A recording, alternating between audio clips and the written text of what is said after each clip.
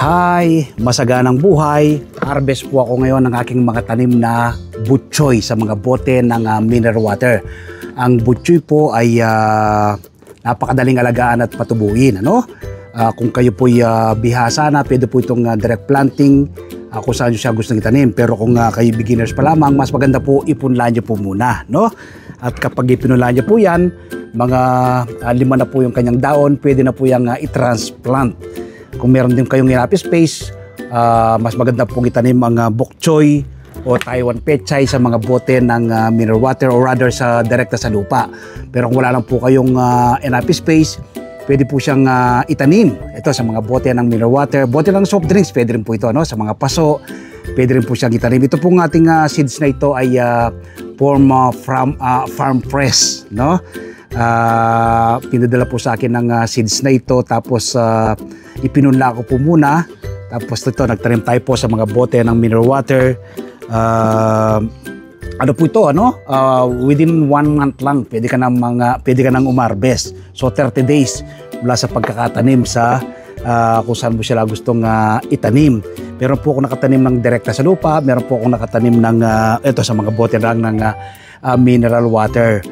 Tapos after 30 days o 1 month to be exact, ay ito, ready to harvest na yung ating mga tanim na bok choy. Ako po i-harvest ngayon at magluluto ng masarap at masustansyang patatim alam magsasakang reporter. Sasawagan po natin ng bok choy,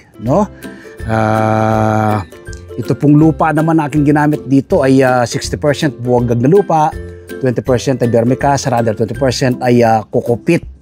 Tapos habang lumalaki siya, tinitiling the soil ko at nagdadagdag po ako ng coco peat. Pwede nyo pong gayahin ng ganyan, simpleng-simpleng alagaan at patubuin ang bok choy. Napakataas po ngayon ang presyo ng gulay sa merkado, hindi po ba? Pero bakit ka pa bibili kung pwede naman po kayong magtanim? Tulad po ng aking ginagawang pagtatanim, wala kang enough space, sa Metro Manila ka nakatira. Ito, sa mga bote po ng mineral water ay pwede kayong magtanim.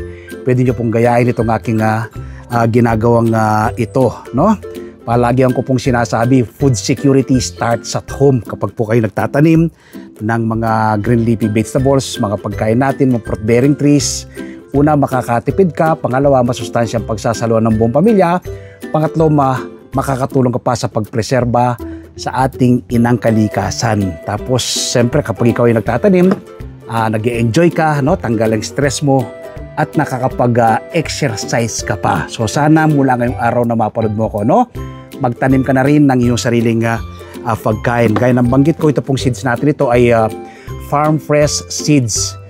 Pwede po kayo makabili sa SM Supermarket, sa Shopwise, sa Ace Hardware, sa mga plant nursery. Meron po kayong mabibili na farm fresh seeds. So sana mula ngayong araw na mapanood mo ko, magtanim ka na rin ng iyong sariling pagkain tulad ng bok choy. Salamat po. Happy farming! God bless. God bless. Bye-bye.